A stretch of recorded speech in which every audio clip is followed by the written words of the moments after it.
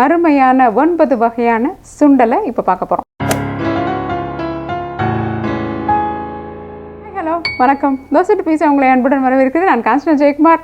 9 வகையான சுண்டலும் கடகடகடன் அடுத்து செஞ்சு எப்படி செய்கிறது, சின்ன சின்ன விஷயங்கள் சேர்க்க போகிறோம், சேர்க்காமல் இருக்க போகிறோம், அவ்வளோதான்.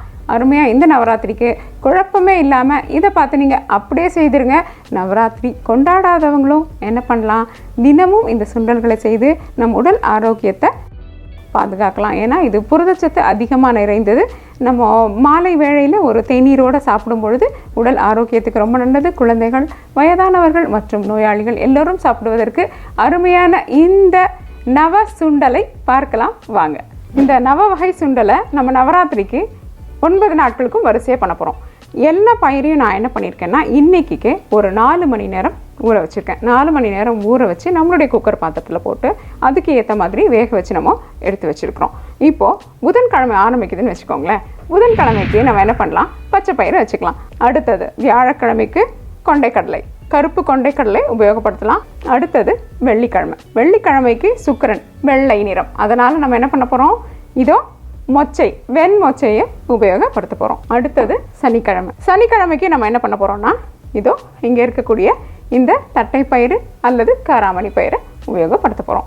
ஞாயிற்றுக்கிழமைக்கு கேட்கவே வேண்டாம், அருமையான வேர்க்கடலை சுண்டலை செய்யலாம். திங்கட்கிழமைக்கு நம்ம என்ன பண்ண போகிறோம்னா, ராஜ்மா பயிறு அல்லது சிகப்பு பயிரை உபயோகப்படுத்த போகிறோம். செவ்வாய்க்கிழமைக்கு நாம் இந்த சிறுபருப்பு உபயோகப்படுத்த போகிறோம். சிறுபருப்பு அல்லது பாசிப்பருப்பு அப்படின்னு சொல்லக்கூடிய இந்த பருப்பு உபயோகப்படுத்த போகிறோம். திரும்பவும் புதன்கிழமை வருது. அந்த புதன்கிழமைக்கு என்ன போகிறோம், பச்சை பட்டாணியை உபயோகப்படுத்த போகிறோம். கடைசியாக வியாழக்கிழமை அதுக்கு வெள்ளை கொண்டைக்கடலையை உபயோகப்படுத்தி அருமையான 9 வகையான சுண்டலை வரிசையாக தயார் பண்ணலாம் வாங்க. பச்சை பயிறு சுண்டல். இதற்கு தேவையானவை, அடுப்பில் ஒரு வானலியை சுட வச்சுக்கோங்க அல்லது நீங்கள் சுண்டல் செய்ய போகிற பாத்திரம். இந்த பச்சை பயிரை பற்றி நம்ம சொல்லணும்னா, இதை ஒரு 4-5 மணி நேரம் ஊற வைக்கிறோம் இல்லைங்களா. ஊற வச்சுட்டு 2 விசில் சத்தம் அல்லது தண்ணீரில் ஊற்றி மூடி வச்சு ஒரு 10 நிமிஷம் அப்படியே வச்சுட்டிங்கனாலும் இது நல்லா மெத்துன்னு வெந்துடும். அவ்வளோதான். எண்ணெய் ஊற்றிக்கலாம். அதிக நார் சத்து நிறைந்தது, ரொம்பவே ஆரோக்கியத்துக்கு உகந்தது இந்த பச்சை பயிறு. பச்சை மிளகாய் மற்றும் இஞ்சி நாக்கில் கடிப்படாமல் இருக்கிறதுக்காக ஒரு சுத்து அரைச்சிக்கலாம். அரைத்து விழுது. எண்ணெய் சூடாயிடுச்சு. கடுகு போட்டுக்கலாம். இப்போ கடுகு வெடிக்க தொடங்கினதும் பெருங்காயம் மற்றும் கருவேப்பிலை இலைகளை போட்டுடலாம். வெந்த பயிரை சேர்த்துடலாம். தேவைக்கேற்ப உப்பு, தேங்காய் பூ மற்றும் அரைத்த விழுது. 2 நிமிஷத்துக்கு சிறு தீயில வச்சு மூடி வச்சுருங்க. சுவையான பச்சை பயிறு சுண்டல் தயார்.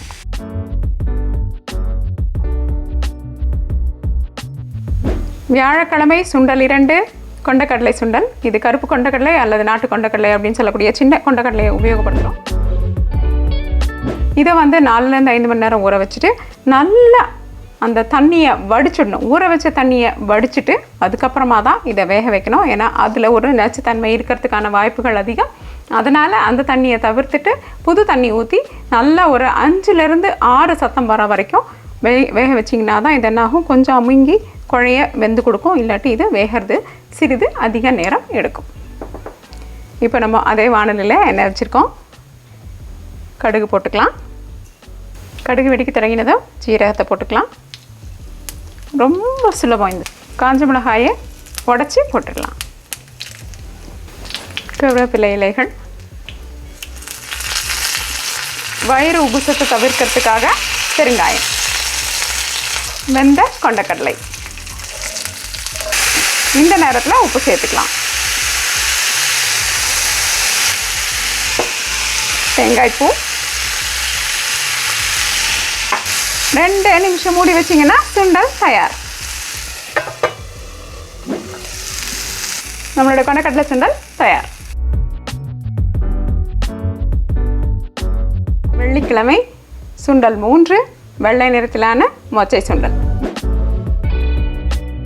நம்ம அதே மாதிரி பச்சை மிளகாயை அரைச்சிக்கலாம். இதுக்கு இதில் ஒரு கூடுதல் சுவை இருக்கும், அதனால நம்ம இந்த பண்ணுறோம். பச்சை மிளகாய், இஞ்சி மற்றும் ஜீரகம். எண்ணெய் சூடானதும் கடுகு, பெருங்காயம், வெந்த மொச்சை, கருவேப்பிலை இலைகள், அரைத்த பச்சை மிளகாய் விழுது. மொச்சை பயிறுன்றதுனால நம்ம என்ன பண்ணியிருக்கோம்னா ஜீரண சக்தியை கொஞ்சம் நல்லா கொடுக்கணுன்றதுக்காக சிறிது ஜீரகத்தை இதில் சேர்த்துருக்கோம். தேங்காய் பூ, தேவைக்கேற்ப உப்பு. லேசாக நம்ம சுண்டல் செய்யும் பொழுது, வேக வச்சு எடுக்கும் பொழுது சிறிதளவு தண்ணீர் பார்த்து அளவாக வைக்கணும். அப்படி கொஞ்சம் தண்ணீர் இருந்ததுன்னா அதை பற்றி நம்ம கவலைப்பட வேண்டாம். கொஞ்சம் தண்ணியோடு நம்ம போட்டுக்கலாம். அது என்ன ஆகும்னா கொஞ்சம் நேரத்துலேயே அந்த தண்ணி வந்து இந்த பொருட்கள் போட்டிருக்கோம் இல்லைங்களா, தேங்காய் பூ, உப்பு, கருவேப்பிலை எல்லாத்துலேயும் படர்ந்து நல்லா சீக்கிரமாக இந்த மொச்சையிலையும் ஊறிடும். அதனால ரொம்ப சுவையாக இருக்கும். 2 நிமிஷம் மூடி வச்சு வேக வச்சிடலாம். இது நம்மளுடைய சுண்டல் தயார்.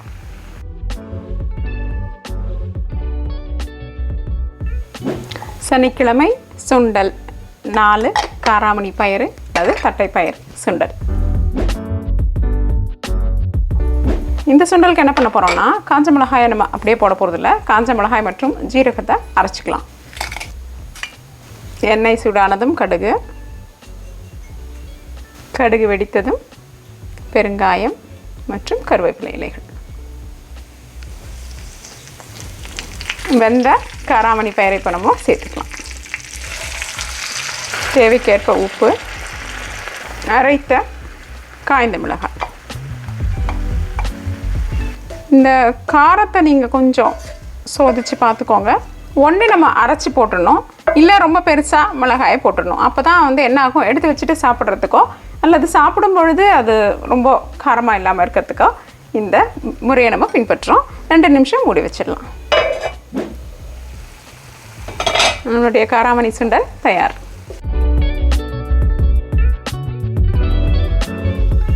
இப்போ ஞாயிற்றுக்கிழமை சுண்டல் 5 வேர்க்கடலை சுண்டல். எண்ணெய் சூடானதும் கடுகு, கடுகு வெடித்ததும் பெருங்காயம், வெந்த வேர்க்கடலை. இப்போ அதே மாதிரி பச்சை மிளகாய் மற்றும் காஞ்ச மிளகாய் 2 மிளகாய் நம்மக்கிட்ட இருக்குது. அதையும் நம்ம அரைச்சி இதில் சேர்த்துடலாம்.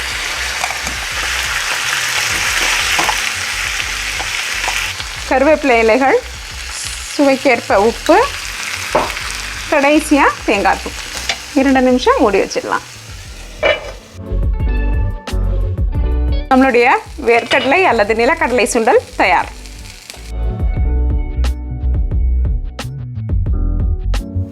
நாள் 6 திங்கட்கிழமை.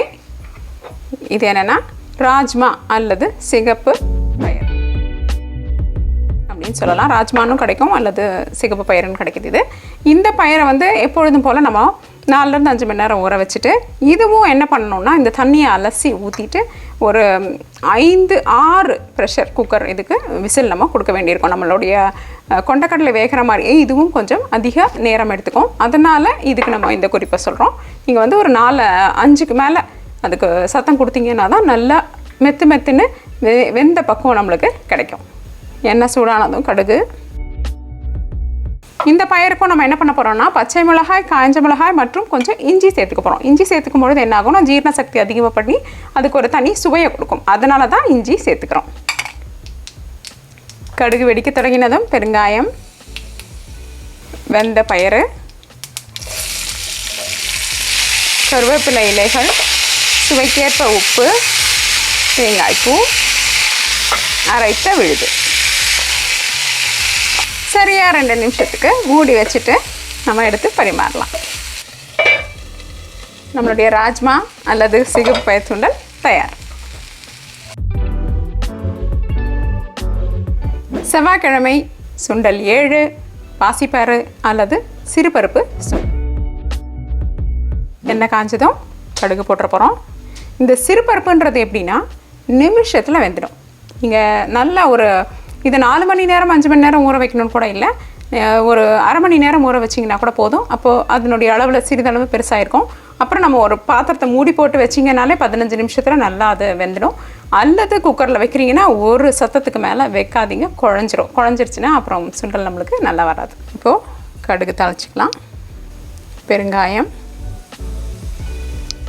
இது ரொம்ப சீக்கிரமாக சுலபத்தில் செஞ்சிடக்கூடியது. ஜீரகம் மற்றும் காய்ந்த மிளகாயை அப்படியே போட்டுக்கலாம். சிறிது கருவேப்பிலை இலைகள், சிறிதளவு சுவைக்கு ஏற்ப உப்பு, கடைசியாக தேங்காய் பூ. அரைக்கிற வேலை எதுவுமே இல்லை இல்லைங்களா? ஏன்னா இது மெத்துன்னு வெந்துடும் சீக்கிரமாக. அதே மாதிரி ரொம்ப சின்னதாக இருக்கிறதுனால என்ன ஆகும்னா காரம் உப்பு எல்லாத்தையும் சுலபமாக உள் வாங்கிக்கும். அதனால நம்ம இதுக்கு அரைக்க வேண்டாம். 2 நிமிஷம் மூடி வச்சுட்டு சுண்டல் தயார். நம்மளுடைய சிறு பருப்பு அல்லது பாசிப்பருப்பு சுண்டல் தயார். மீண்டும் புதன்கிழமை சுண்டல் 8 நம்ம என்ன பண்ண போகிறோம்னா பச்சை பட்டாணி சுண்டல் உபயோகப்படுத்த போகிறோம். ஏன்னா பச்சை பயிர் முதல்ல பண்ணிட்டோம், இப்போ பச்சை பட்டாணி பண்ணலாம். இந்த பச்சை பட்டாணி எடுத்துக்கிட்டிங்கன்னா, அதாவது பச்சையாக வாங்கினீங்கன்னா அதை அப்படியே உரித்து நேரடியாக நம்ம சுண்டல் செஞ்சிடலாம். அதை வேக வைக்கணும் முன்னாடி அப்படின்னு இல்லை. ஆனால் காஞ்ச பட்டாணி வாங்கினீங்கன்னா இதே மாதிரி 4 மணி நேரம் அதை ஊற வச்சுட்டு அதுக்கப்புறமா இதுவும் சுலபமாக சீக்கிரத்தில் வெந்துடக்கூடிய ஒரு பட்டாணி. அதனால் 2 ப்ரெஷர் சத்தம் வர வரைக்கும் நம்ம இதை வச்சு எடுக்கலாம். அதுக்கு மேலே வச்சிங்கன்னா ரொம்ப குழஞ்சி போயிடும். எண்ணெய், கடுகு, பெருங்காயம், ஜீரகம், காய்ந்த மிளகாய் மற்றும் வெந்த பட்டாணி. ரொம்ப சுலபமாக செஞ்சிட்டோம் இல்லைங்களா? ரொம்ப சுவையாகவும் இருக்கும் இந்த பட்டாணி சுண்டல். சிறிது உப்பு, தேங்காய்ப்பூ. அதாவது சில சுண்டலுக்கு தான் நம்ம என்ன பண்ண போகிறோம்னா அரைச்சி சேர்க்குறோம். சில சுண்டலுக்கு நம்ம அரைக்காமல் அப்படியே சேர்த்துக்கிறோம். ஏன்னா அது சுவையை உள் வாங்கி கொள்ளும் சக்தி அந்த பயிருக்கு இருக்கிறதுனால நம்ம இதை அப்படியே சேர்த்துக்கிறோம். 2 நிமிஷம் மூடி வச்சுட்டு அப்புறம் நம்ம சுண்டல் பரிமாறணும். நம்மளுடைய பட்டாணி சுண்டல் பரிமாறுவதற்கு தயார்.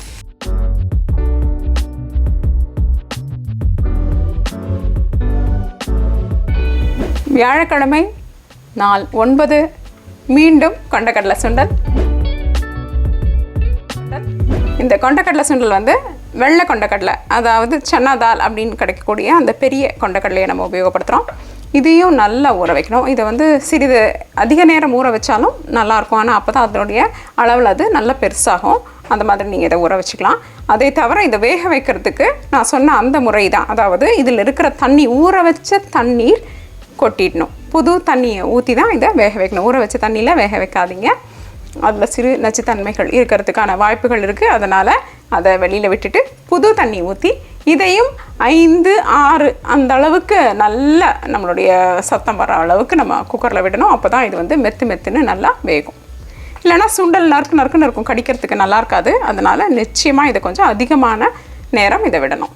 இந்த சுண்டலுக்கும் இஞ்சியும் பச்சை மிளகாயும் அரைச்சிட்டிங்கன்னா என்ன ஆகும், அதனுடைய சுவை வந்து நல்லா கலந்து நாக்கில் தெட்படாமல் ஒரு நல்லாயிருக்கும் அது. அதனால் நம்ம இதை அரைச்சி எடுத்துக்கலாம். எண்ணெய் சூடானதும் கடுகு, பெருங்காயம், கடுகு வெடித்ததும் கருவேப்பிலை மற்றும் கொண்டக்கடலையை சேர்த்துக்கலாம். அரைத்த பச்சை மிளகாய், இஞ்சி, சுவைக்கேற்ப உப்பு மற்றும் தேங்காய். இப்போ 2 நிமிஷத்துக்கு மூடி வச்சிடலாம்.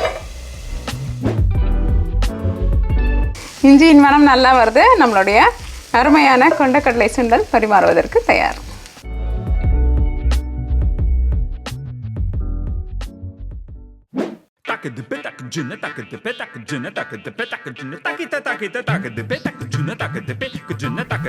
என்ன நண்பர்களே, இந்த சுவையான நவ வகை சுண்டல் எப்படி பண்ணுறதுன்னு பார்த்தீங்க இல்லையா? இந்த நவராத்திரிக்கு இந்த சுண்டலை சுலபமாக சீக்கிரமாக செய்து உங்களுடைய உற்றார் உறவினர் மற்றும் நண்பர்களோட பகிர்ந்து உண்ணுங்கள். பகிர்ந்துண்பது நமது பாரம்பரியம். மற்றும் நவராத்திரி கொண்டாடாதவங்களும் இதே சுண்டல்களை செய்து பார்த்து உங்களுடைய ஆரோக்கியம் மற்றும் உங்களுடைய நண்பர்களோட பகிர்ந்து உண்ணுங்கள். தோசை பீஸா என்று உங்கள் நாவிற்கும் வயிற்றிருக்கும் நல்லதொரு சுவை. இந்த வீடியோ உங்களுக்கு பிடிச்சிருந்தா லைக் ப்ரெஸ் பண்ணுங்கள். தோசை பீஸாக்கு மறக்காம சப்ஸ்கிரைப் பண்ணுங்கள். இந்த சப்ஸ்கிரிப்ஷன் முற்றிலும் இலவசம். மற்றும் உங்களுடைய பிரின்சிபல் ரெசிபீஸ்க்கு dosa@pizza.com விஜயம் செய்யுங்கள். நன்றி, வணக்கம்.